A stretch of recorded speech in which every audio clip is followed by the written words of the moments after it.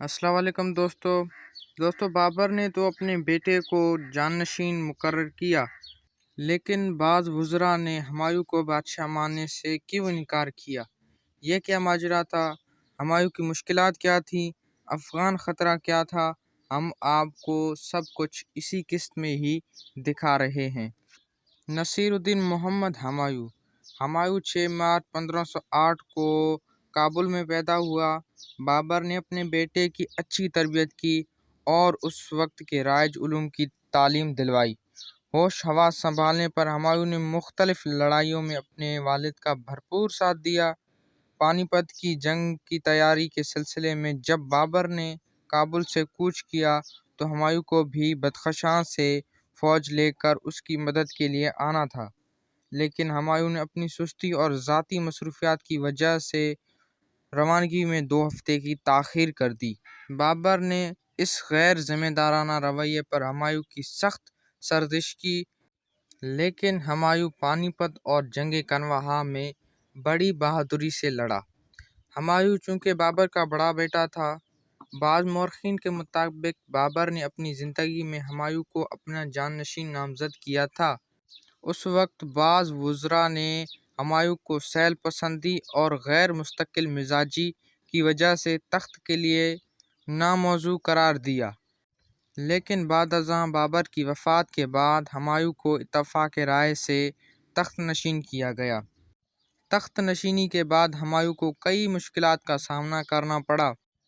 हुमायूं को ऐसा निज़ाम हुकूमत विरसे में मिला जो ना सिर्फ गैर मुस्तहकम थी बल्कि माली तौर पर भी बहुत कमज़ोर थी।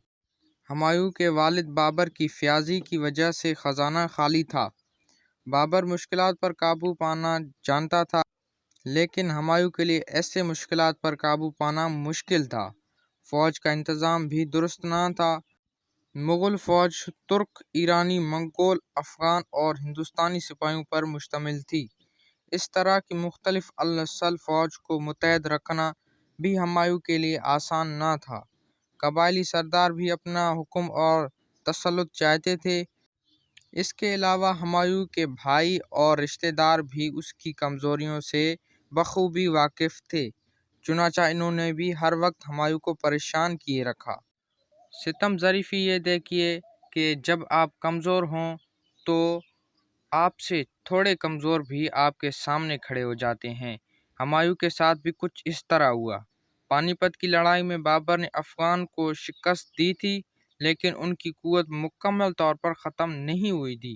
बाबर की वफ़ात के बाद अफ़गान सरदारों ने सर उठाना शुरू कर दिया। इब्राहिम लोधी के भाई महमूद लोधी अफ़गान सरदारों को इकट्ठा करके अपनी ताकत बढ़ा रहा था। इधर शाह आलम लोधी, जिसने वाली गुजरात के पास पनाह ले रखी थी, आगरा पर हमले का मंसूबा बना रहा था।